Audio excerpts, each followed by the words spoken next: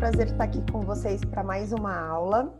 Hoje a gente vai estar com a professora Lívia Clemente, que vai falar um pouquinho para a gente a respeito de ciclos circadianos, melatonina, como esse hormônio participa da nossa homeostase, né, e como que esse hormônio controla as funções aí do nosso organismo. A Lívia é graduada em Ciências Biológicas pela Universidade Federal de Juiz de Fora, mestre em Fisiologia Geral pelo Instituto de Biociências da USP, doutora em Ciências na área de Fisiologia Humana pelo ICB da USP e desenvolveu uma parte do seu projeto de doutorado no Institute for Life Science da Universidade de Amsterdã. Depois você me corrige, Lívia, se é isso mesmo. E ela tem aí toda uma pesquisa voltada, né, para neurociências.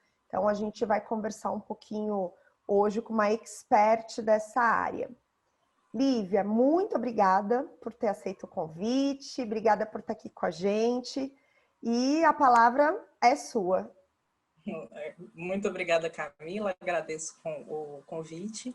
E, não, tá certinho, é Instituto de Ciências, né, lá da Universidade de Amsterdã. Eu fiz o estágio lá e depois voltei para fazer o segundo doutorado por lá também.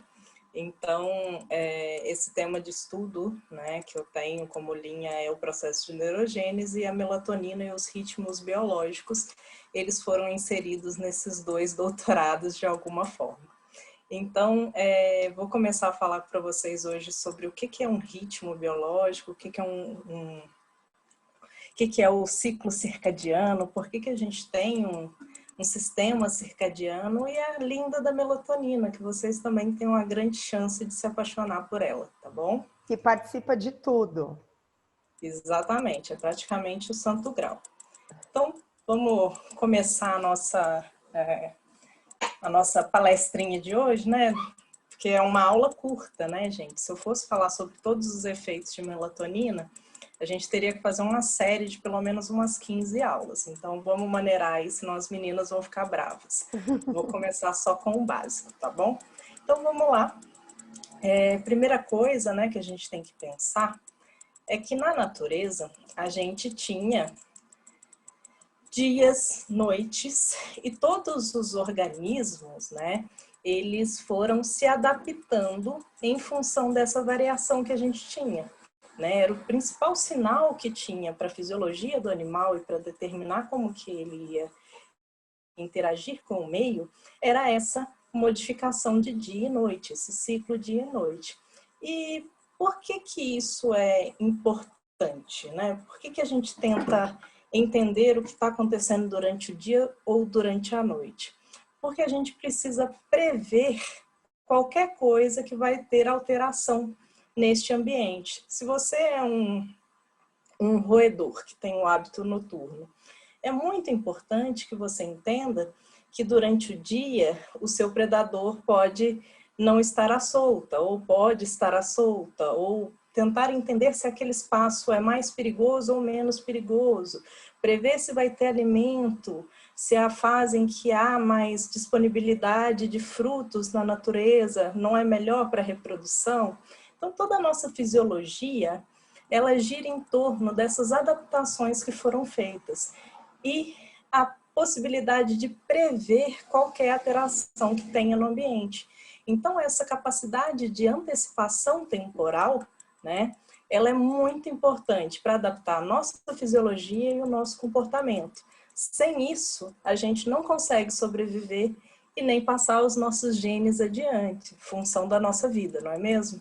Verdade. E qual que é a grande história desse sistema circadiano? Por que que ele evoluiu? De onde que ele surgiu? Qual que é a função disso? Quando a gente pensa no sistema circadiano, que eu vou explicar o que é, quais são os componentes desse sistema, ele vai ser responsável por integrar duas coisas que estão em espaço e tempo diferentes. É sincronizar os nossos ritmos fisiológicos, comportamentais, e o claro-escuro ambiental. E a partir dessa sincronização dos ritmos, dessa adaptação, a gente é capaz de prever as variações no meio externo e ter a capacidade de antecipar as nossas respostas. Vamos pensar. Se nós somos animais diurnos, vocês esperam que o nosso organismo esteja preparado para comer durante a noite ou durante o dia?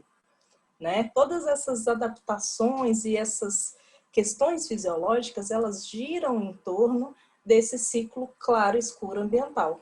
Obviamente que a gente tem outros fatores que também controlam o sistema circadiano e os ritmos circadianos, mas o principal sincronizador da nossa fisiologia é a variação do claro e escuro, tá? E todos esses componentes que sincronizam o nosso sistema, eles são chamados de Zeitgebers, que vem do alemão e quer dizer doador do tempo. Então, eles vão ser responsáveis por esse momento de sincronizar o ritmo. A gente já vai entender. Na verdade, entendendo mesmo no formato de um relógio, né, Lívia? Uma coisa aí dentro, as respostas que a gente tem dentro de um período de 24 horas, é isso, né? Então, elas vão variar, Camila. A gente vai ver que o ritmo circadiano, né? Circadiano é circade, né? Que vem do grego, cerca de 24 horas. Legal. E aí, esse sistema ele foi chamado de circadiano justamente porque a maioria dos ritmos se acomoda nesse esquema de ter o seu período de 24 horas. Então, eles têm a ocorrência dentro desse tempo de 24 horas, mas a gente tem ritmos infra e ultradianos que a gente vai ver um pouquinho mais para frente.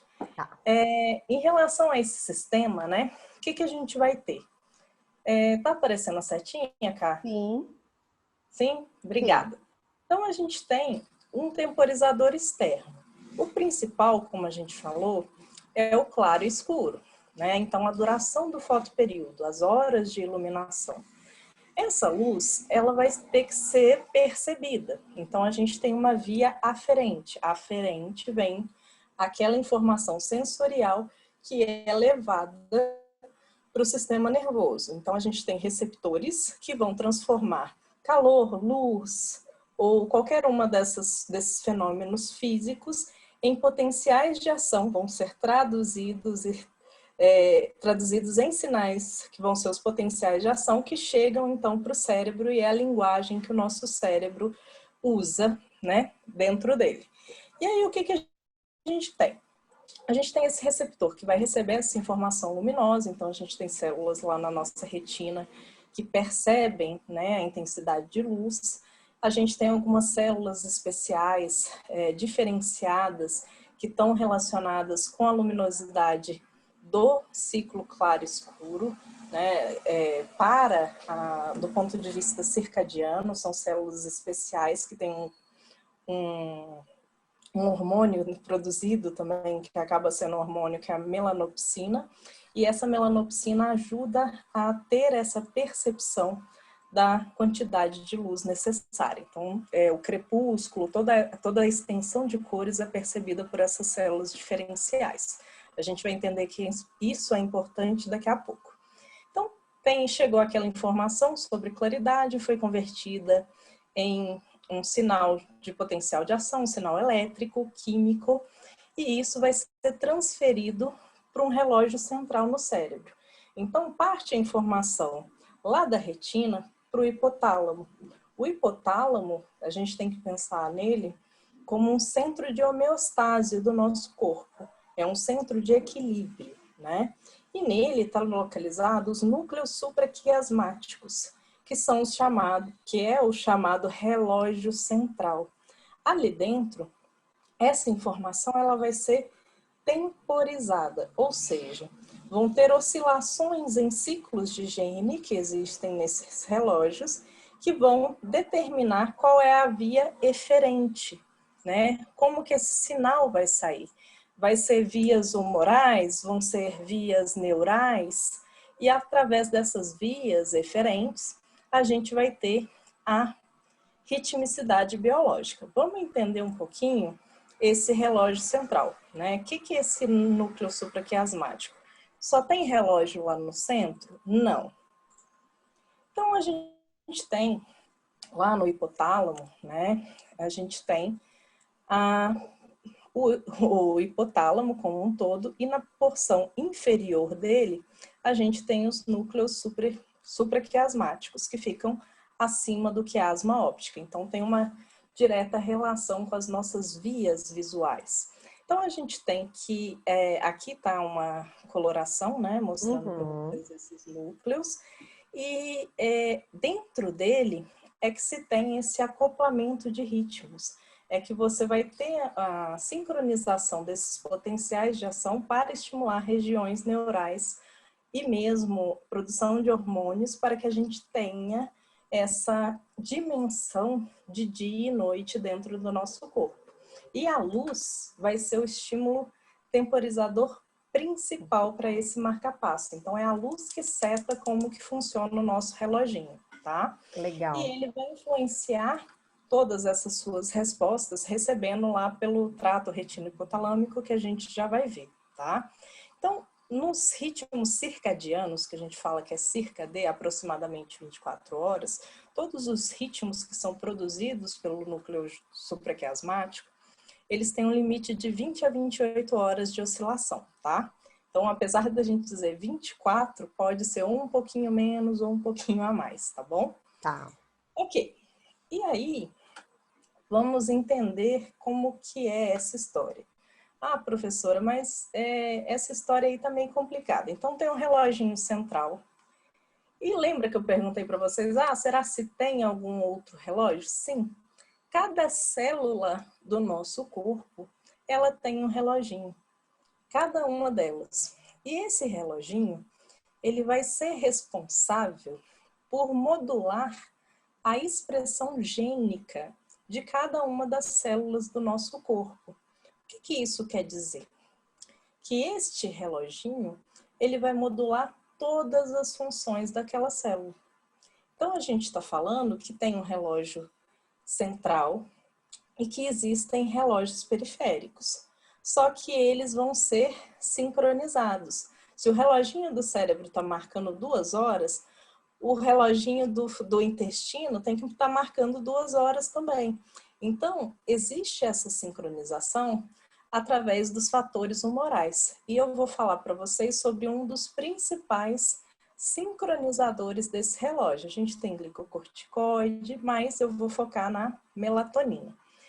Dentro desse reloginho, né, dentro do relógio, tanto central quanto dos relógios periféricos, a gente tem a variação desses diferentes genes que vão modular a expressão dos genes daquela célula. É uma alça de retroalimentação entre diversos fatores que faz com que esse relógio tenha um tempozinho dele, que ele vá girando o seu ponteiro. Isso é tão relevante que em 2017 o Prêmio Nobel de Medicina foi para o professor Young, para o Hall e para o Rosbach, que foram os pesquisadores que descobriram esse mecanismo dos genes PER, que são esses genes relacionados ao relógio biológico, tá? Só para que vocês tenham uma dimensão do impacto disso. Então, a gente tem um horário que é produzido lá pelo nosso cérebro e repercute em todas as funções do nosso corpo. Ok. Agora a gente já entendeu. Então, tem um relógio, e aí, através dessas sincronizações, né, a gente vai ter os ritmos das funções biológicas.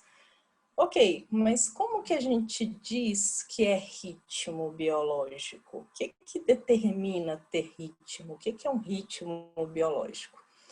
Ritmo biológico necessariamente vai falar de atividade biológica, função enzimática, que se repetem periodicamente em um ciclo. E necessariamente isso vai ser sincronizado pelos ciclos da natureza.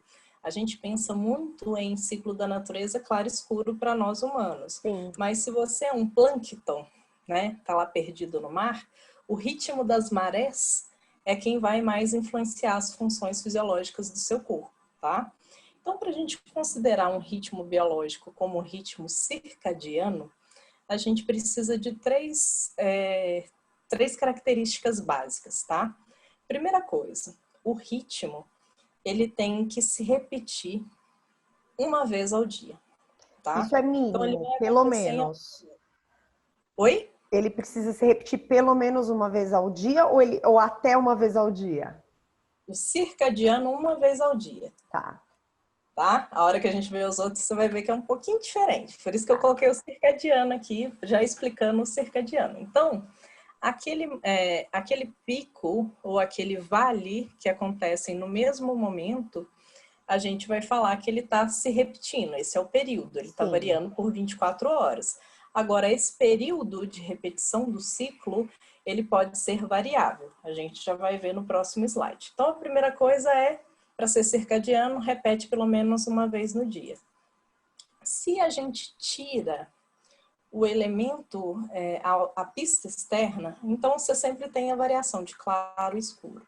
Agora, se eu quero testar se aquele ritmo ele é endógeno, se ele vai ser mantido, eu coloco as condições constantes. Então, eu coloco o escuro constante, como está aqui no slide. E aí, aqui, né, a gente pensando aqui em um roedor. Durante o dia, ele não tem uma faixa de atividade tão grande, durante a noite ele tem essa atividade maior. Então, ele vai ser sincronizado pelo claro e escuro. Se nós colocarmos esse rato no escuro constante, tá? Isso é um rato noturno bonitinho, tem os ratos diurnos também. Quando a gente olha esse ritmo, ele se mantém.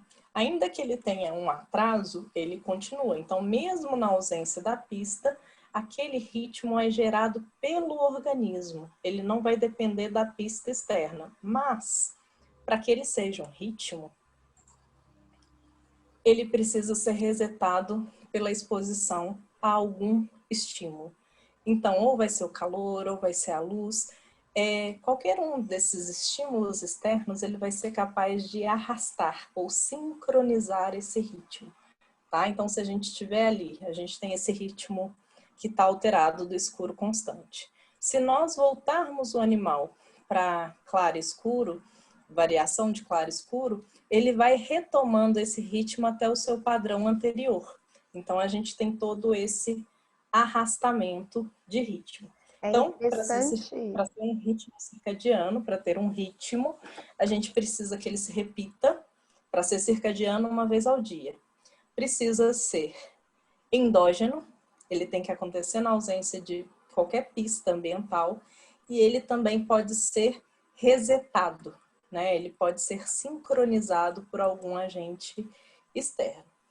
Eu acho interessante você colocar essa questão da não necessidade, né, do estímulo exógeno, porque nós que não somos da área, né, da neuro e que não entendemos muito essa questão da melatonina, a gente sempre vê aquela relação do indivíduo, por exemplo, que trabalha à noite, né, que em vez de dormir, ele está acordado no período escuro, e aí ele dorme no período claro, e a gente vê que isso pode trazer uma alteração desse ritmo, e no final vai ter impacto metabólico, que é o que a gente, né, o que no meu caso a gente estuda. Então, assim, durante um determinado período, mesmo na ausência desse fator exógeno, o corpo consegue manter essa sincronicidade, é isso? A gente tem um grau de adaptabilidade. Só que a Legal. gente tem que pensar, né, que a gente tem aqueles mecanismos alostáticos para tentar encontrar a homeostase. Só que chega um ponto em que esse mecanismo ele para de ser eficiente. Sim. Então, a gente tem a situação de perder a rigidez e passar para a patologia, que a gente vai falar um pouquinho mais para frente também, foi o que eu estudei bastante nos meus doutorados também, como que era esse efeito do trabalho noturno. Legal. Né? Então, além disso, né, mas para que serve, então, né, ter esse sistema de sincronização? Para que a gente possa fazer a coisa certa no tempo correto do dia.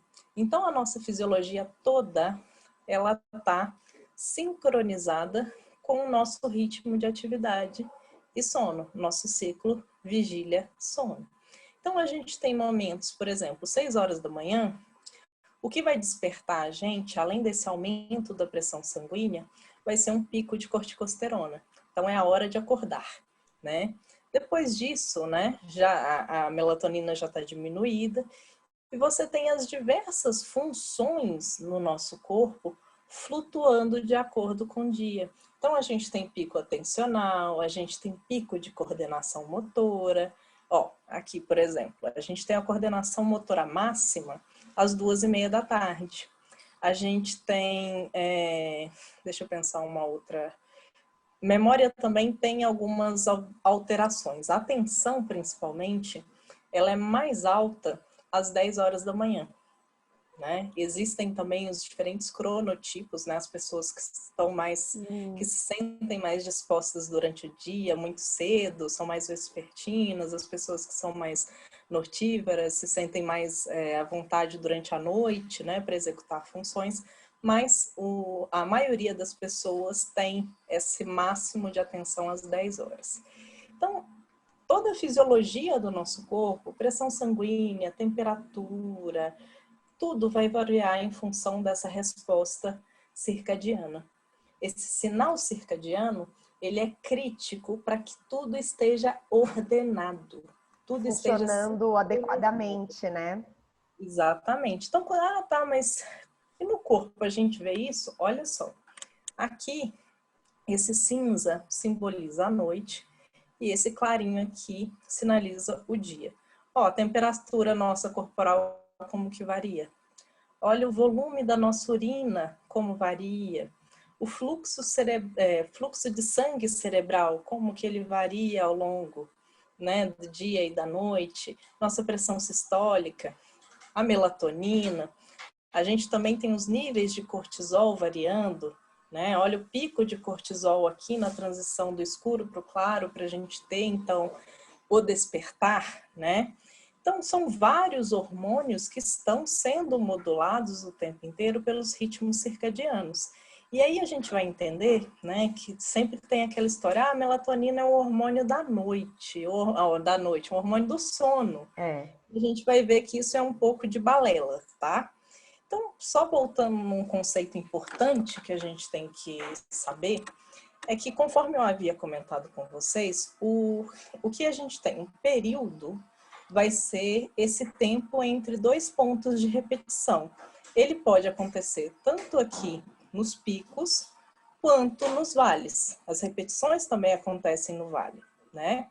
E as fases, ponto de fase, é qualquer momento aqui que você tem dentro da variação da amplitude, que é entre o máximo e o mínimo. Mas não se preocupem com isso. O que eu quero que vocês se preocupem é com um período, tá?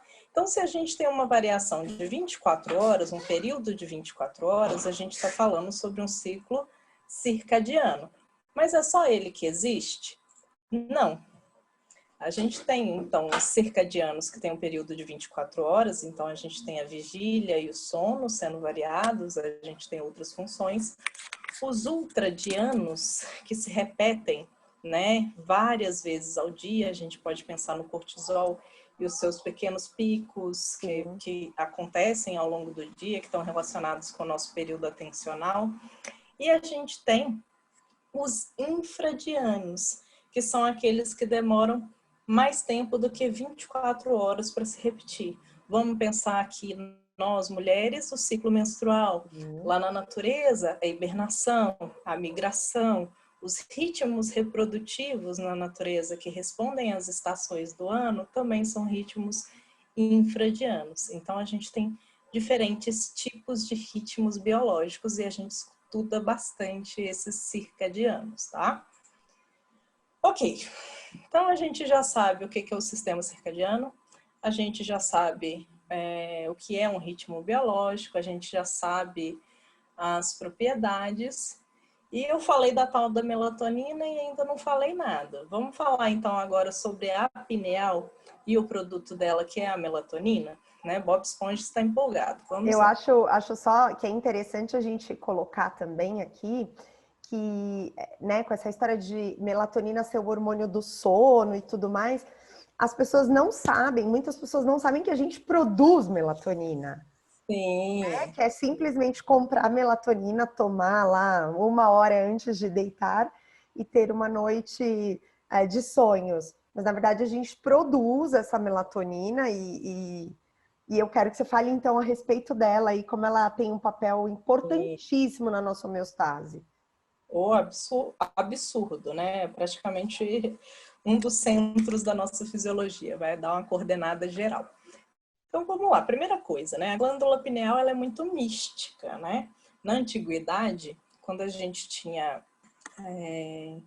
o desenvolvimento das teorias sobre o funcionamento do nosso cérebro, o funcionamento da mente, né? Se ela estava dentro do cérebro ou ela estava no coração. Os egípcios, eles tinham essa percepção que o coração era o centro da alma, né? E aí, com o passar do tempo e a evolução dos estudos de anatomia, surgiu-se, né? Quando abriram os encéfalos, viram essa estruturazinha que lembra uma pina, um conezinho, então foi chamado de pineal, corpo pineal. E se a gente olhar a localização dele no diencéfalo, ele fica no epitálamo aqui, e ele está próximo a outras estruturas, hipotálamo, pituitária, e vai formar aqui no corpo caloso, tálamo, hipotálamo e bulbo, a pineal vai formar como se fosse um olho. Então, por muitos anos, a pineal foi conhecida como o terceiro olho.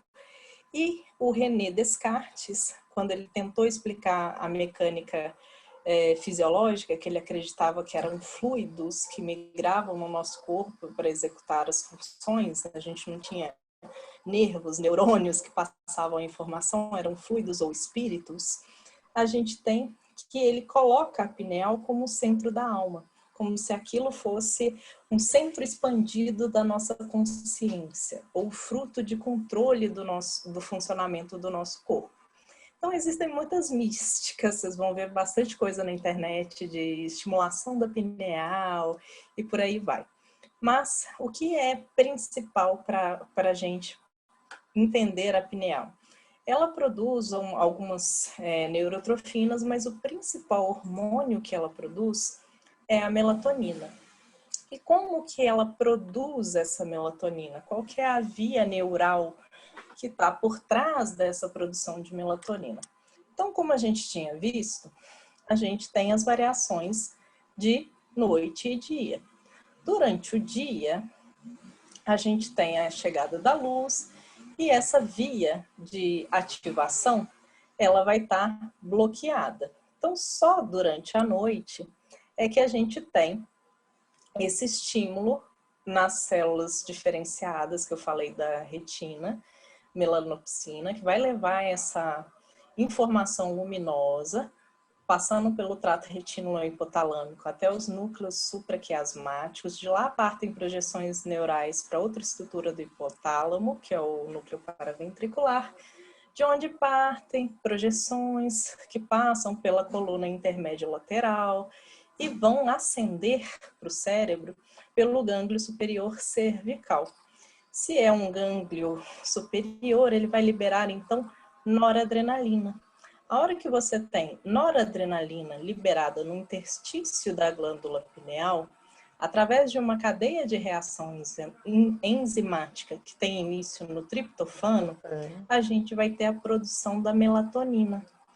Diferente do que a gente tem nos outros hormônios, que geralmente eles são armazenados em glândulas, são armazenados e vão sendo liberados aos poucos, a melatonina ela já é liberada direto na corrente sanguínea. Então ela vai passar por toda a irrigação do cérebro e ser distribuída no corpo.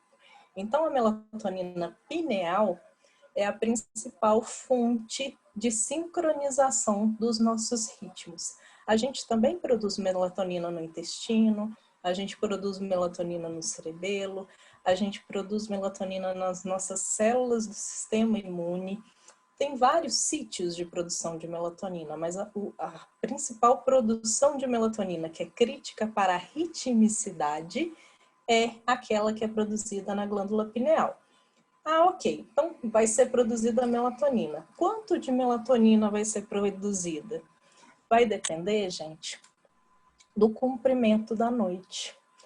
a quantidade de melatonina que é produzida, ela varia com o comprimento da noite. Então, no verão, que a gente tem as noites mais curtas, a gente tem uma produção um pouquinho menor de melatonina. Ao passo que durante o inverno, que a gente tem as noites mais longas, essa melatonina ela fica presente por mais tempo no nosso corpo. E aí tá, muito bem. Então, produziu essa melatonina. A melatonina, ela então é o sinal químico da noite para o nosso corpo. E ela vai atuar em todos os relógios biológicos que estão presentes no cérebro e que estão presentes em toda a periferia. E a melatonina, ela tem um efeito muito importante porque ela atua tanto no relógio central, ela tem feedback para o núcleo supraquiasmático, e ela também atua nos relógios periféricos. Então, todos aqueles genezinhos de relógio que existem no corpo, eles vão ser modulados por melatonina. Ok, mas qual que é a importância da gente ter esse fenômeno de variar a quantidade de melatonina ao longo do tempo? Primeira informação que eu dei para vocês é o hormônio da noite. Agora, se ela varia ao longo da duração da noite, a gente está falando das estações do ano, a gente está falando da sazonalidade. Então, todas as funções que são distribuídas sazonalmente, reprodução, metabolismo, peso corpóreo, tudo isso vai ser influenciado pelo ritmo de melatonina, tá? Ok. Mas a melatonina, ela só varia em função do comprimento da noite? Não. Melatonina, ela também vai ter uma variação gigante ontogenética. Então, quando a gente nasce, a gente tem uma quantidade mínima, né, de melatonina. Você não produz melatonina. Por isso que o neném chora incessantemente. De Ele não noite. produz melatonina. Né? Então, demora lá pelo menos 3 a 4 meses para ele começar a ter a maturação do sistema circadiano e ter a produção de melatonina. Por isso que as mamães, tipo a Camila, ficam loucas quando as crianças nascem, porque elas não produzem melatonina, elas não têm ritmo. Só que a mamãe muito louca, ao invés de colocar a criança exposta à luz durante o dia, ela quer fechar todas as janelas para ver se a criança dorme. Não vai adiantar. Você tem que colocar a criança o tempo todo na luz durante o dia para e à você noite ajudar, tentar né? fazer o escuro máximo, para você É tentar fazer com engraçado que... que Oi, fala, Cá. essa é uma coisa muito engraçada que a gente que é mãe, né? Eu que sou mãe, e a gente que já entende um pouco dessa fisiologia, um pouco dessa questão da melatonina, é uma coisa que eu já coloquei na prática com minha filha. E que eu falo para as minhas amigas que não são da área, né, de pesquisa. É importante a gente ajudar, né, nessa sincronicidade, porque a criança, enquanto ela está dentro do útero, ela não tem essa variação do claro e do escuro. Então, a gente precisa pôr a criança durante as sonecas, para dormir no claro, com a luz que está entrando na janela, e à noite retirar os estímulos luminosos. Então, tentar evitar abajur. E nisso a criança vai se condicionando, né? A dormir enquanto está escuro e ficar acordado enquanto está claro. Exatamente, porque lá na barriga, Cá, enquanto ela está se desenvolvendo, né? Esse desenvolvimento, ele é ditado também pela melatonina materna. Sim. Os índices de melatonina, eles vão crescendo durante a gestação até o parto. Então, quando a criança nasce, embora ela não produza, ela já estava mais ou menos sincronizada. A gente já tem ritmos fetais, né? Mesmo quando feto, você já tem alguns ritmos que dependem do supraquiasmático. Então, nesse momento inicial, igual a gente discutiu aqui com a Ká, tem essa produção mínima de melatonina e o neném chorando.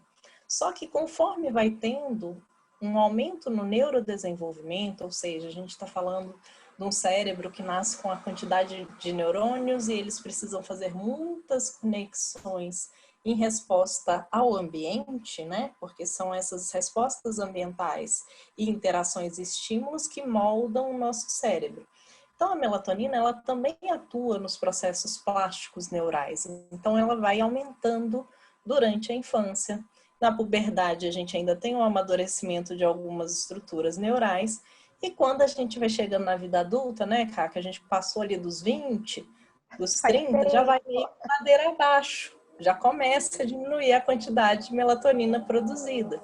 Então, se a gente for fazer um gráfico, né, analisando o adulto jovem e o adulto idoso, perceba que o jovem, como que está o nível baixo durante o dia e à noite aquele alto. Olha como que fica no idoso, né? A A gente tem variação é menor, né? considerável, né? Por isso que às 5 horas da manhã tá todo velhinho varrendo a calçada, porque é natural a gente acordar mais cedo. É Bem, isso que eu ia te perguntar. Essa mudança nessa variação aí, tanto de redução quanto de pico de secreção de melatonina, seria uma das coisas que responde os idosos dormirem pouco à noite e, ao mesmo tempo, ficarem sonolentos durante o dia.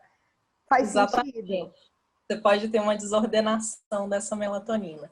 Ela pode estar mais ativa durante o dia também. Então, você tem Tá, inversão em ciclos e por aí vai. É um pouquinho mais complicado. Isso aqui é a versão, tipo, básica do negócio, tá? tá. Ok. Então, a gente já viu que varia em função do comprimento da noite e também varia durante a nossa desenvolvimento, né? Durante todas as fases da nossa vida. Agora, vamos lá. E aí, melatonina é o hormônio do sono? Você tem certeza que melatonina é o hormônio do sono? Eu falei com vocês antes que é o hormônio da noite. Então, vamos lá. É o hormônio do sono?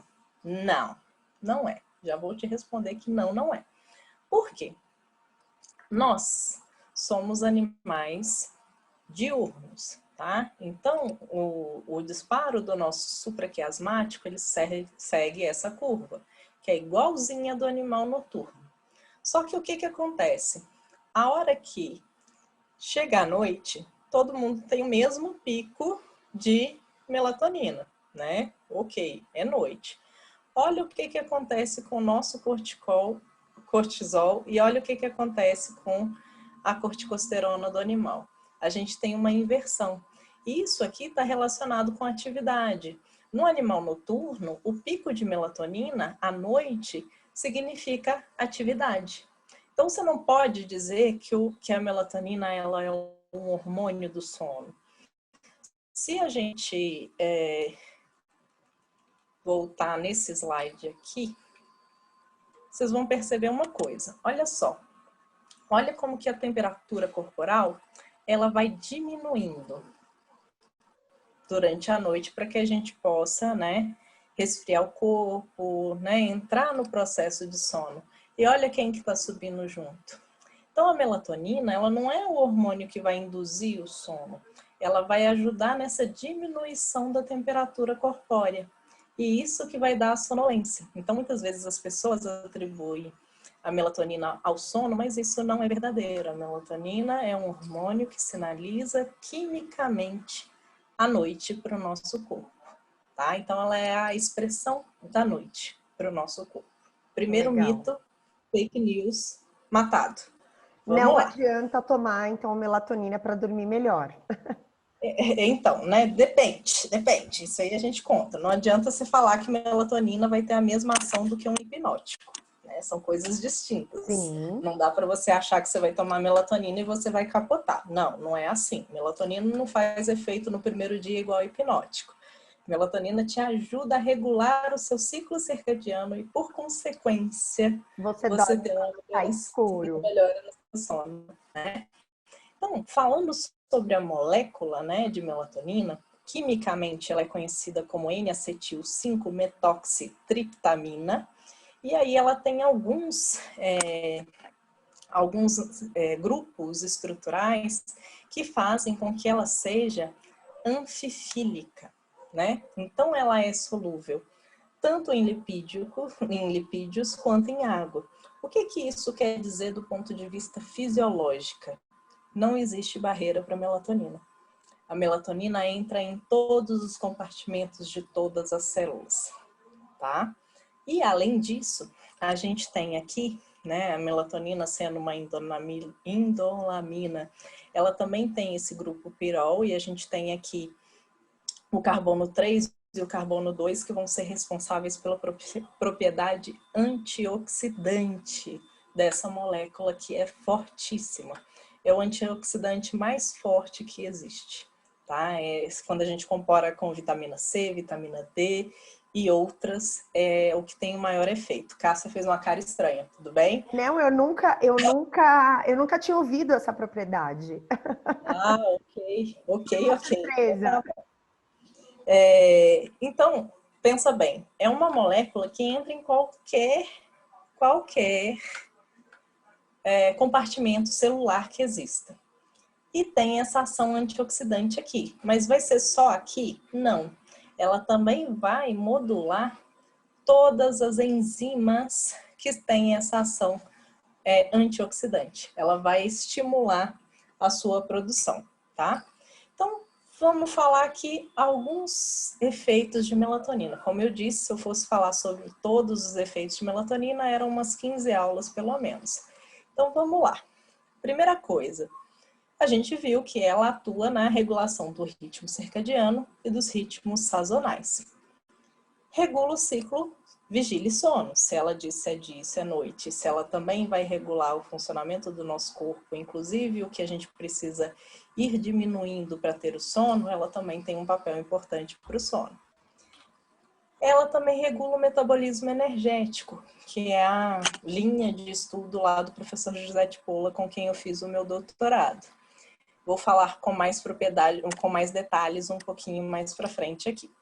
Ela também é muito importante, dadas suas propriedades antioxidantes, ela é muito importante nos processos reprodutivos e também nessa comunicação, nessa mediação materno-fetal. E a gente vai entender também que ela é muito importante para a programação intrauterina, tá? Então, a melatonina, ela tem os efeitos imediatos, mas ela tem os efeitos transgeracionais, tá? Além disso, gente, melatonina também regula o sistema imunológico. Ela vai ser um buffer do nosso sistema imunológico. Ou falando, olha, precisamos de inflamação, ou não precisamos de inflamação nesse momento. Precisamos de célula migrando? Não precisamos. Todos esses sinais, eles também vão ser dados pela melatonina. Tem uma ação antitumoral, pela sua propriedade antioxidante e anti-inflamatória, principalmente nos tumores dependentes de estrógeno, reduzindo a expressão do E2-alfa. Ela também atua nos mecanismos sensoriais de dor, ela também tem a capacidade de reduzir a sensação de dor. Ela é usada como medicamento pré-anestésico em algumas cirurgias. E a parte que eu amo de paixão, ela regula o desenvolvimento neural e a plasticidade, tá? Aqui essas são algumas funções. A gente tem também regulação do sistema cardiovascular, o dipping da pressão também vai ser regulado pela melatonina. A sua ação ultra mega antioxidante também está relacionado com os processos anti-envelhecimento.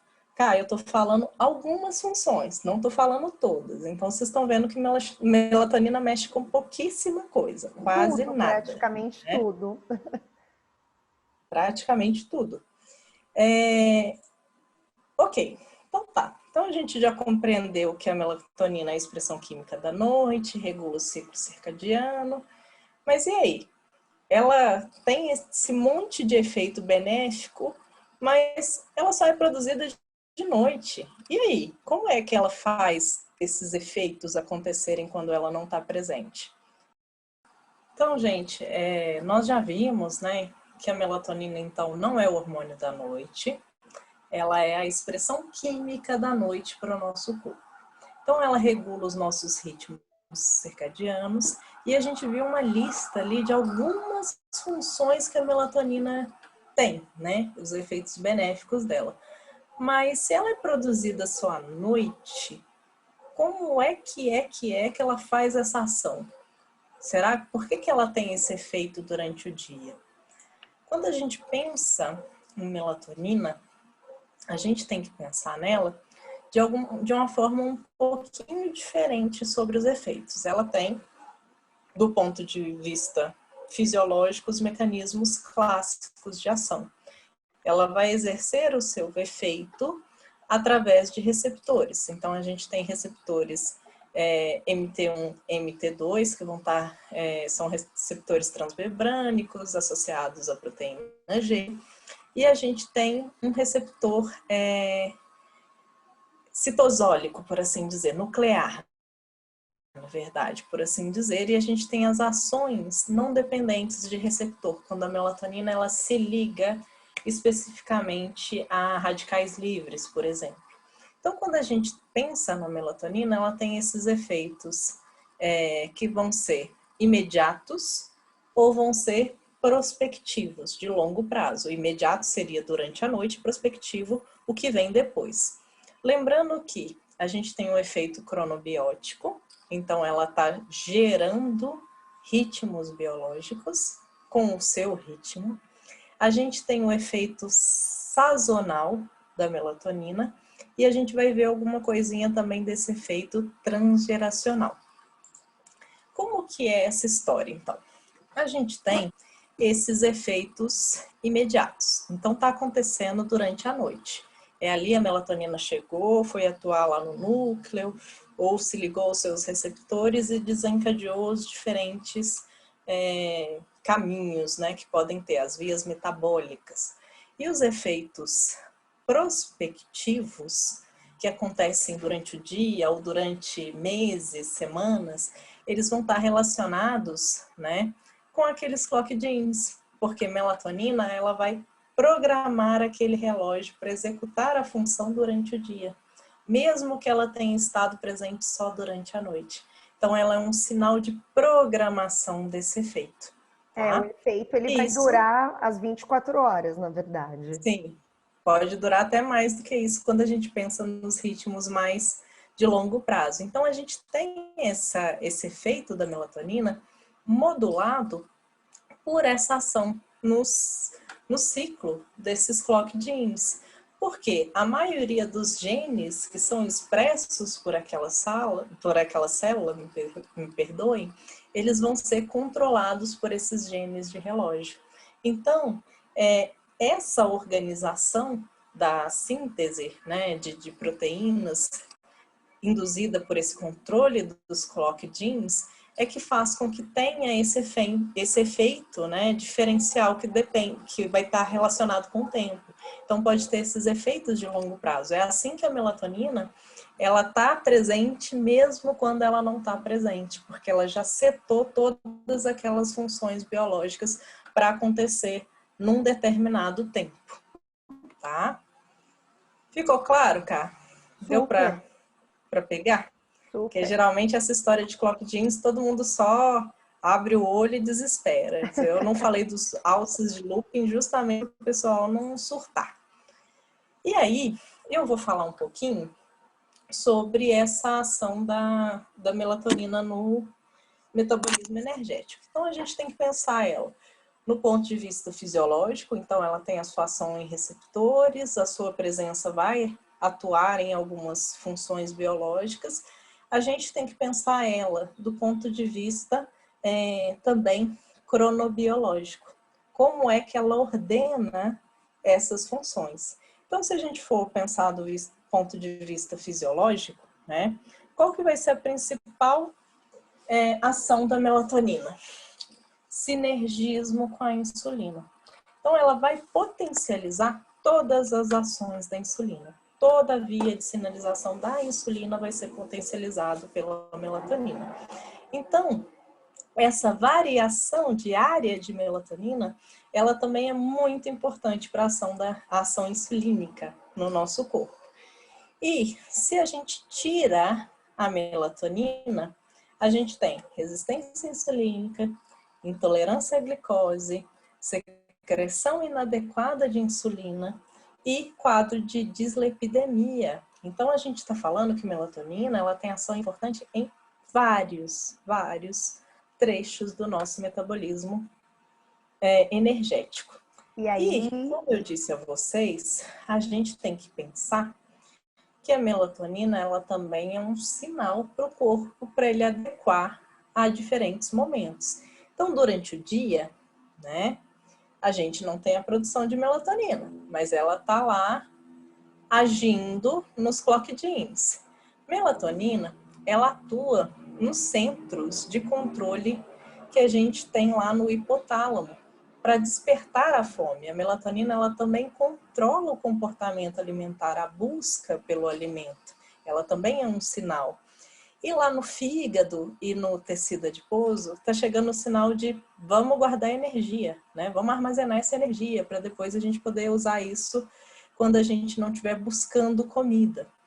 E nos nossos músculos, o mesmo pensamento se aplica. Então, a gente tem um estoque da energia na forma de glicogênio. Para, opa, a gente precisa queimar isso aqui rapidinho. Então, se está glicogênio, está mais fácil. E agora, quando a gente tem a melatonina, quando ela está atuando à noite, né, a gente tem a inibição daqueles centros, né, associados com a busca alimentar. Você tem uma diminuição dessa busca, né, esse forrageio de alimento. Então, o sinal de melatonina agora, ele vai dizer o quê?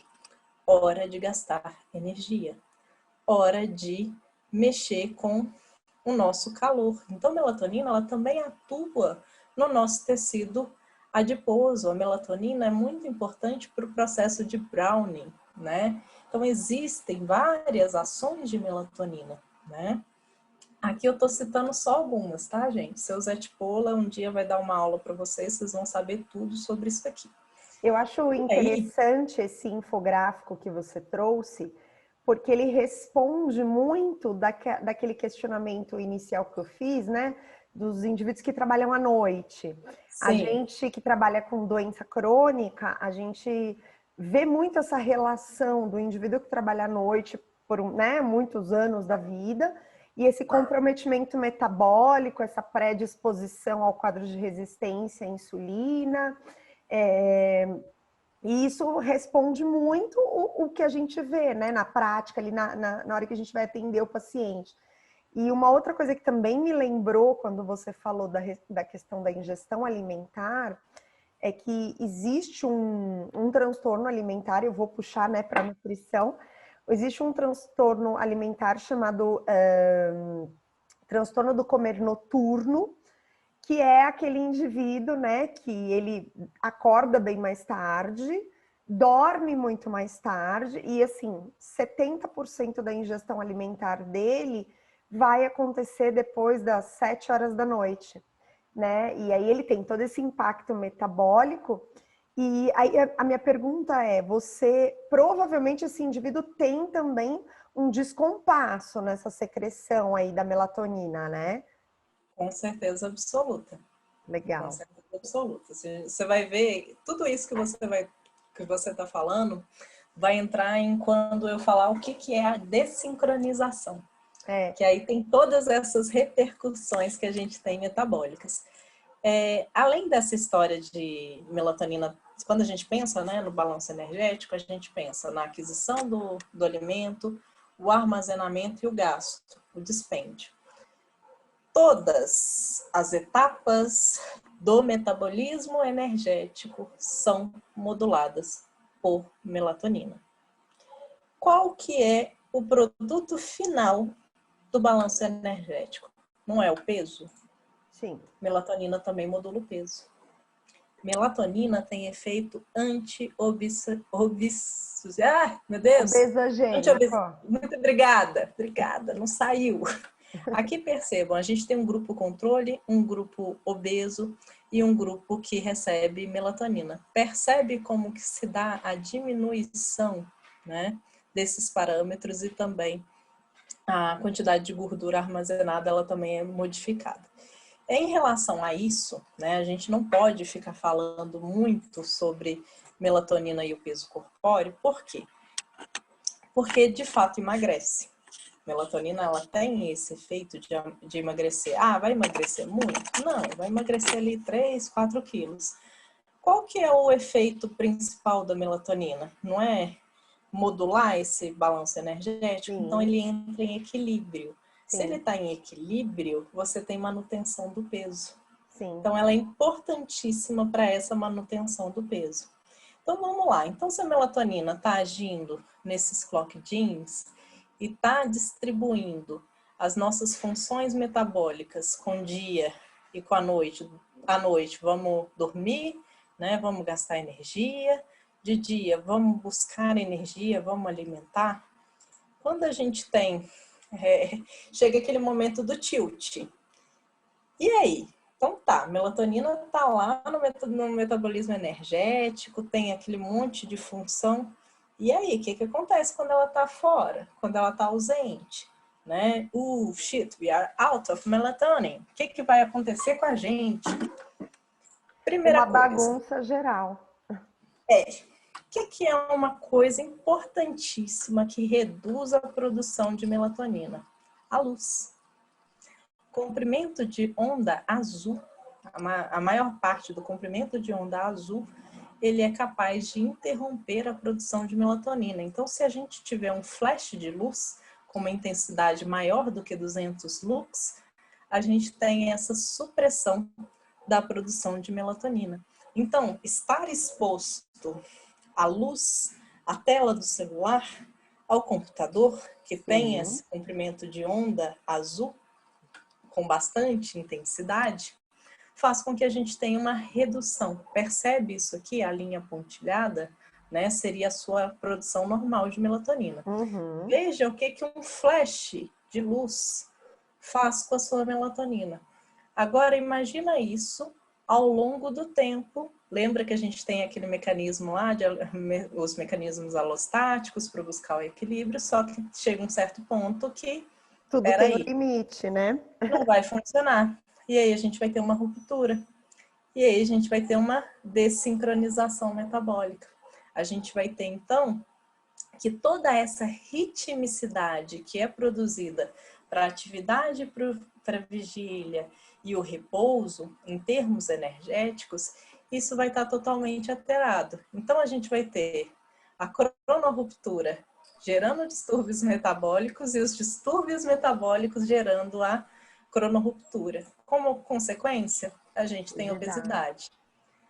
Como consequência, a gente tem Todas as doenças. resistência central e periférica à insulina, dislipidemia, desorganização circadiana na síntese, secreção e ação de insulina, desorganização do metabolismo hepático, tecido adiposo também está desorganizado, metabolismo muscular, desequilíbrio energético. Então, a gente tem aumento de doenças cardiovasculares, síndrome metabólica e também alterações cognitivas. Então, a gente está falando que melatonina, e fora que eu vou fazer um outro dado aqui também, que é mais relacionado com a minha linha de pesquisa, esse desequilíbrio que a gente tem com a ausência de melatonina em trabalhadoras de turno, mulheres, está associado com aborto, está associado com baixo peso ao nascer, está associado Fertilidade, com né?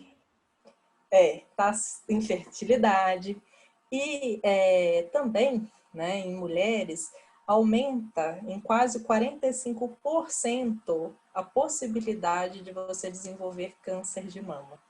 Então, a gente tem várias repercussões nesses indivíduos. Nessa Mas essa parte repercussão... metabólica, eu queria te fazer Oi, uma pergunta, nessa parte metabólica, né?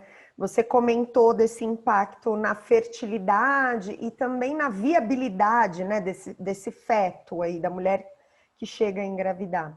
Esse seria um efeito em decorrência da menor exposição, um efeito direto, da menor exposição da melatonina, ou a gente sabe que né, a ausência da melatonina, como você acabou de explicar, está associada à resistência à insulina. E a resistência à insulina na mulher é um dos fatores que leva a SOP e que impacta na fertilidade, né? Então, assim, a minha pergunta é, até que ponto esse efeito ele é direto, então, da melatonina, ou seria em decorrência dessas outras alterações metabólicas que a ausência da melatonina traz? Cá, é impossível falar de uma ação de melatonina que seja direta, só de melatonina. Tá. Porque como ela mexe com todos os outros sistemas, Você não com o consegue funcionamento separar. de tudo, é muito difícil você separar e falar, olha, é uma relação causal, é só melatonina. Não, vai ser toda essa alteração. Em relação à resistência insulínica, se a gente pensar, os pacientes que têm diabetes, né, eles têm redução da secreção de melatonina. Eles têm alteração nos receptores de insulina, eles têm alterações nos receptores de melatonina, alterações gênicas programadas para isso. Então, quando a gente pensa nessa história, a gente está falando do F1 lá da genética, né? Da mãe, o que vai acontecer. E o F2? E a prole? O que acontece com a prole? Será que o metabolismo também está tudo bem? Tananana. Não. Mentira! Não está tudo bem. Essa informação que a ausência da melatonina causa no organismo materno, ele também é refletido no metabolismo da prole. Então, essa prole, quando ela atinge a vida adulta, ela tem intolerância à glicose, resistência insulínica, prejuízo da secreção pancreática de insulina. Então, a gente tem várias alterações que são transmitidas de uma geração para outra. Por isso, dito efeito transgeracional.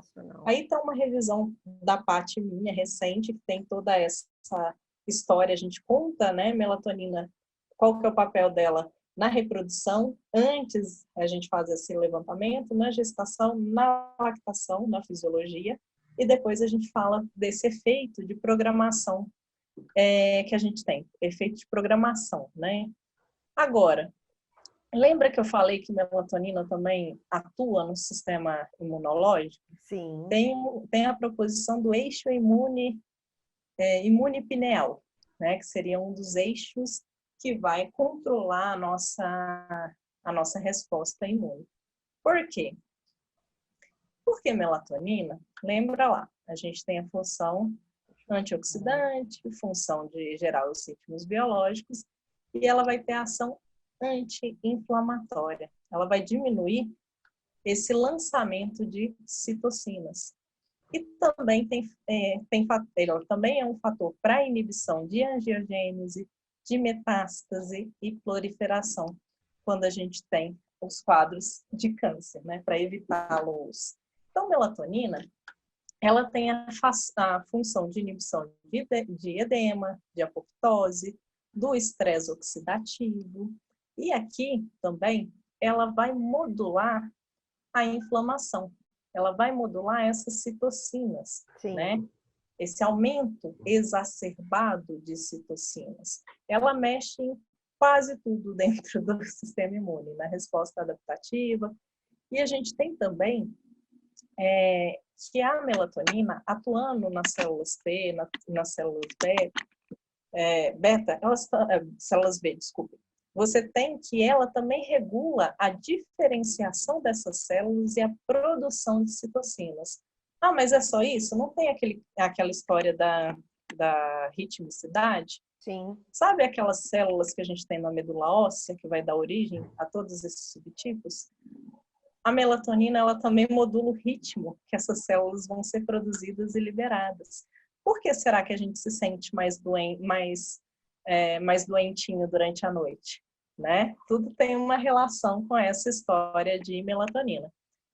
É bastante importante para a inflamação, então ela é um buffer desse sistema, ela pode tanto inibir quanto estimular, depende da quantidade que aquela inflamação é danosa, então ela funciona como um mecanismo de controle. Sim. E aí, né, recentemente, a gente teve o médico lá do Donald Trump, o Pato Donald, que fez a recomendação, né, de melatonina para o homem mais poderoso do mundo, né, como forma de tratamento quando ele foi infectado por Covid. Mas por que ele fez isso? Porque lá já é amplamente conhecido e a comunidade médica já usa a melatonina também nestes casos. em que você precisa ter efeito antioxidante e anti-inflamatório. Qual que é o principal problema da patologia do COVID?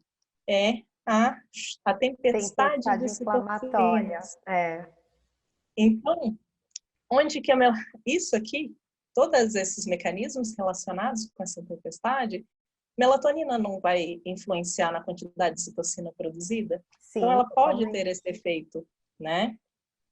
Além disso, ela vai mexer no balanço da produção dessas células de resposta que a gente tem, no balanço oxidativo, nas citocinas, né? Então, a melatonina, ela pode atuar como um adjuvante nesse tratamento para COVID, vem sendo utilizada também. Então, ela é, assim, como eu disse, multifacetada. São 15 Pau para aulas para toda a gente obra. falar depois. Ela é pau para toda Exatamente. obra. E agora, a gente vai entrar numa parte que eu gosto só um pouquinho, que é a regulação do desenvolvimento neural e da plasticidade. Por quase 150 anos, a gente escutava a frase que o sistema nervoso ele é fixo e imutável. Tudo que morre não se regenera. E esse dogma que foi lá proposto lá pelo Carral, há algum bom tempo atrás, ele foi quebrado a partir dos anos 70, 80, mais especificamente na década de 90, com a introdução de novas técnicas, em que se viu a produção de novos neurônios no encéfalo adulto, que é um processo que a gente chama de neurogênese. Os principais sítios de ocorrência desse processo de formação de novos neurônios é o hipocampo, aquela estrutura linda, aquele cavalinho marinho maravilhoso, que está relacionado com a aprendizagem e memória. A zona subventricular, que está do ladinho ali dos ventrículos, ou seja, modulando todas as substâncias que vão passar no nosso cérebro, que vão chegar para os nossos neurônios. E o hipotálamo, centro da nossa homeostase. Em humanos, já foi visto no hipocampo, na zona subventricular, aqui estão as regiões que já foram vistas em roedores. Esse processo de formação de novos neurônios, ele vai ser modulado por inúmeras variáveis, né? Então, a gente tem o estresse, que vai diminuir a quantidade de novos neurônios, a gente tem o destreinamento físico, que também afeta, envelhecimento, diabetes, inflamação, privação de sono, né? Doenças neurodegenerativas. E a dieta, né, Camila, você que gosta pouco, ela também modula essa neurogênese, positivamente restrição calórica e negativamente a dieta hipercalórica. E óbvio, a gente tem atividade física, né, como fator de promoção de novos neurônios, aprendizado, enriquecimento, e ela, a toda linda melatonina. Conta para mim, você acha que essa neurogênese vai ter alguma influência de melatonina onde? Vamos lá. Principalmente ali nos seus estudos transgeracionais, não? Também. Aí, o que acontece? Primeira coisa, gente, o processo de produção de novos neurônios responde ao ritmo de melatonina. Então, a gente tem, né, que o tempo que você tem ao longo do dia, esses ET aqui, ele quer dizer o tempo em relação ao acender das luzes e o apagar das luzes, tá? Então, aqui é um hipocampo de roedor e esses pontinhos pretos são novos neurônios sendo formados. Então, se a gente joga isso para um gráfico, a gente vai ver essa produção de novos neurônios. E olha o ritmo de melatonina. Se você colocar os dois gráficos, você vai ver uma sobreposição desses gráficos. Então, a melatonina ela é muito importante para essa proliferação de novos neurônios. Não só na proliferação, mas na sobrevivência deles também. Se ela é antioxidante, ela também tem um papel importante nisso. Porque a gente sabe que muitas das doenças neurodegenerativas partem de um processo de estresse oxidativo, né? Ou envolvem um processo de estresse oxidativo. Esse controle aí, né? Ou essa relação de neurogênese e melatonina E não só aí com a neurogênese, mas um pouquinho antes que você falou do sistema imune, tem associação com, por exemplo, aquela coisa da gente dormir pouco e ficar mais imunossuprimido, dormir pouco e ficar menos atento. Então tem tudo a ver. Tem tudo a ver, tem tudo a ver. Porque você está diminuindo o funcionamento do seu sistema nervoso, você está Sim, aumentando a quantidade de cortisol, você sim, está interagindo com vários sistemas ao mesmo tempo. Então, sim. a gente tem o sistema circadiano, sistema endócrino, sistema nervoso central, está tudo ali. Sim, sim, sim. É um triângulo que está se comunicando o E tempo um inteiro. efeito Então, em cascata, né? Quando você tem prejuízo ou alteração de algum mecanismo, isso vai ter efeito em outros sistemas, então é uma coisa muito conectada. sim, por isso que é difícil você falar de uma coisa que tem um efeito direto de melatonina, Tá. né? E aí, quando a gente pensa na melatonina, lembra lá que eu falei que ela é importante nessa neurogênese adulta, mas ela também influencia a neurogênese que acontece durante a gestação. E, né, outra coisa que também é bastante importante, melatonina, ela também passa no leite materno. Então, o leite materno é a fonte de melatonina para a criança e vai ser importantíssimo para a proteção neural também. Por quê? Por que ela é importante para a neuroproteção? Porque, né, como a gente viu, ela mexe nos sinais de inflamação, ela mexe na sinalização de insulina. Gente, o cérebro, ele é o órgão que mais requer energia no nosso Sim. corpo. Se não tiver energia ali, acabou, não Acabou, tem muito acabou o a que vida. fazer. Não tem muito o que fazer, né? Ela também vai modular fatores de crescimento que estão lá no nosso cérebro, que vão ser muito importantes para a saúde dos nossos neurônios. E ela vai modular a neurogênese. Perceba que aqui eu não coloquei nem adulta, então é neurogênese geral, Geral. desde o que está acontecendo lá no período intrauterino até externamente, tá? Então, a gente tem ela controlando o sinal mitocondrial. Mitocôndria produz melatonina. Olha isso, essa é nova para mim. Melatonina, ela vai mexer naquele F0, F1, naquele complexo. Então, melatonina, ela também modula o funcionamento da mitocôndria, né? Então, ela modula toda a energia Toda a mesmo. oxidação de nutrientes. Exatamente. Então, ela também mexe nas vias de autofagia, né, de sinalização de estresse, sistema imune, como a gente já viu, a imunomodulação, as vias oxidativas de Uhum. apoptose, e esse efeito antioxidante e de ser de também pegar radicais livres, eu nunca sei a tradução correta para o Skaven, eu sempre agarro nisso aí. Eram os A gente, varredores, né? Varredores isso, radicais livres. isso. E aí também tem essa ação quelante de todos esses eventos oxidativos e ela também vai estimular, né, todas as enzimas associadas com o que a gente chama de estresse oxidativo. Aí, cá, vamos voltar lá no trabalho noturno que a gente tinha falado. O que isso representa hoje para a gente? 1/4 de toda a população mundial está submetido a algum regime de trabalho em turno ou no... Dessa porcentagem, né, e a porcentagem geral de mulheres que trabalham hoje representa 48,5% da população. É muita gente. É muita gente. Se a gente está falando de reprodução, né, é algo muito impactante na mulher estar exposta a trabalho noturno. Desde a concepção, a gestação e a lactação é algo que pode ter efeitos de longo prazo. Então, como a gente tinha comentado, né, o trabalhador mesmo tem síndrome metabólica, diabetes tipo 2, Sim. doenças cardiovasculares, aumentado o risco, né, probabilidade de ocorrência. Câncer, déficit cognitivo, como a gente viu, modula a função neural, melatonina modula até LTP. a gente tem também os efeitos reprodutivos. Tá bom, mas e na prole? O que que acontece? Essa era a minha pergunta que ainda não existia na literatura.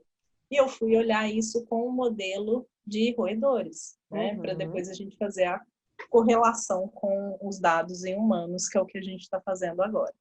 Então, o que que eu vi? Eu fiz cirurgia nas ratinhas e tirei a glândula pineal. Então, desde antes delas encontrarem com o macho para gerar os filhotinhos, eles já estavam sem melatonina. Então, eu avaliei todo o neurodesenvolvimento desses animais. E aí, o que que eu vi? Até o processo de surgir pelos, a dentição, o desenvolvimento físico e o neurodesenvolvimento desses animais estava prejudicado. Reflexo de preensão palmar, reflexo de recuperação de decúbito, todos os reflexos que são marcos do desenvolvimento do sistema nervoso que correspondem aos reflexos que a gente vê nos bebês. Sim. Então, é exatamente o que a gente tem em humanos, e agora a gente já viu que tem relação, também tem essa mesma relação em humanos, pelos dados prévios nossos. Esses animais, na vida adulta, tinham, desenvolveram obesidade, resistência insulínica, tinham problemas de ansiedade. Bicho que foi gestado sem melatonina era animal ansioso. Melatonina, ela também atua no balanço de humor, ela é crítica, tanto que ela é usada como antidepressivo, né? A gente tem a aglometina, que é um fármaco que é exatamente a melatonina. Então, tem alterações na memória, a gente mostrou que a melatonina também é muito importante para a memória, modula o processo de desenvolvimento neural e de neurogênese e afeta até mesmo a mitocôndria no cérebro desses animais. Então, a gente vê que a melatonina ela tem uma quantidade enorme de efeitos na fisiologia materna, e se esses efeitos, esses ajustes não acontecem, a sua ausência programa tanto o metabolismo energético quanto programa o sistema nervoso e as suas funções. Então, a gente está falando desde funções executivas, tomada de decisão, atenção, a memória, ansiedade, metabolismo, humor. Estamos falando de tudo que está sendo ali modulado. Então, essa era a minha breve introdução sobre melatonina. Agradeço a atenção de vocês. E aí a gente sempre se pergunta para o cérebro, né? Ô, Bruna, você está produzindo aí uma melatonina ou não? Né? Que a gente viu que é super relevante. Então, era isso, Cá. Alguma dúvida, alguma coisa que eu possa te responder? Alguma relação que você queira fazer? Na verdade, eu fiquei com uma pergunta, mas assim, a respeito da sua explanação sobre aqueles mecanismos que a gente tem para tentar contornar essa ausência da melatonina ou essa incidência da luz na retina. Existe alguma... A gente sabe que a fisiologia ela é completamente individual, mas existe algum dado estimado de quanto tempo a gente consegue lidar com tentar manter a homeostase, né, com os nossos mecanismos endógenos? Existe algum estudo que mostra um valor? Bom, eu posso trabalhar 1 ano sem ter impacto, 10 anos, ou isso é muito individual? Você tem a variação individual, que é gigantesca, mas essa parte da cronobiologia, da dessincronização de ritmos e os seus efeitos, é ainda um gigante gap que a gente tem na literatura. Tem pouquíssima coisa a esse respeito. Pouquíssima assim mesmo. O ideal é a gente tentar manter, então, na verdade, essa regularidade, porque a gente não consegue saber até que ponto os nossos mecanismos endógenos dão conta de regular isso, certo? Exatamente. Tanto que, pelo menos na União Europeia, né, já é recomendado como norma de trabalho, de saúde, né, para os trabalhadores, já tem esse tratamento de reposição de melatonina, exposição à luz azul durante o dia. tem toda essa, já tem essa crescente da percepção que a ritmicidade biológica ela é muito importante para a nossa fisiologia, para o Na funcionamento do nosso nossa corpo. existência, né? Exatamente. Não existe saúde sem ritmo. Essa é a verdade. Se a gente perde o ritmo, se a gente descompassa, a gente vai ter a alteração. Vai ser a doença metabólica e vai ser também a doença do cérebro. A gente tem alterações, né, de melatonina em diversas patologias, em transtornos, nos transtornos de neurodesenvolvimento, no autismo, no TDAH, a gente tem alteração de melatonina no Alzheimer, a gente tem um componente cronobiológico do Alzheimer, que é quando você tem esse sunset sinus, que é quando a pessoa ela perde a noção do dia e da noite, ela começa a se sentir, quando ela tem aquela desorientação espacial, ela também começa a andar no meio da madrugada porque ela acha que é dia. Ela perde esse sinal. Então, a melatonina ela é super importante, assim como a ritmicidade do nosso corpo para a nossa saúde. Eu Inclusive, sabia muito pouco, eu acho. Eu acho, não tenho certeza. Eu estava mais aí nessa parte metabólica. Eu desconhecia vários dos efeitos que você colocou. Assim, foi muito boa, a sua explanação foi super clara. E eu só tenho a agradecer. Bom, então, Lívia, assim, só tenho a agradecer a sua disponibilidade para estar com a gente nessa aula.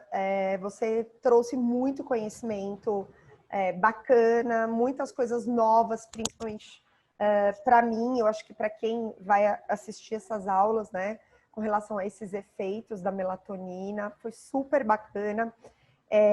Eu acho que essa aula, ela contribui mais ainda com o papel, né, do CIA Fisiol, que é divulgar a fisiologia, a importância da fisiologia, como a gente pode falar de fisiologia de uma maneira mais fácil, mais descomplicada, como o nosso organismo ele trabalha em conjunto. Eu acho que toda vez que a gente fala isso para os alunos, né, pensa num sistema super conectado, fica até mais fácil de compreender, e eu acho que você trouxe essa questão da melatonina de uma forma, assim, muito, muito legal mesmo. E fico feliz também de ter você falando aqui com a gente, já que a gente foi colega de pós-graduação, né? No mesmo departamento ali, frente a frente. E uma das coisas que a gente tem como objetivo, o CIA Fisiol, é devolver um pouco, né, do que a gente aprendeu durante ali o nosso tempo de mestrado, doutorado, pós-doutorado, tentar traduzir um pouco do que é o que a gente faz nos laboratórios, né, qual que é a aplicação disso na prática, por que é importante a ciência no nosso país, por que é importante incentivar a pesquisa, né, garantir que a pesquisa ela aconteça de maneira minimamente viável, né? Então, assim, super, super obrigada. Se você quiser falar alguma coisa, fica à vontade.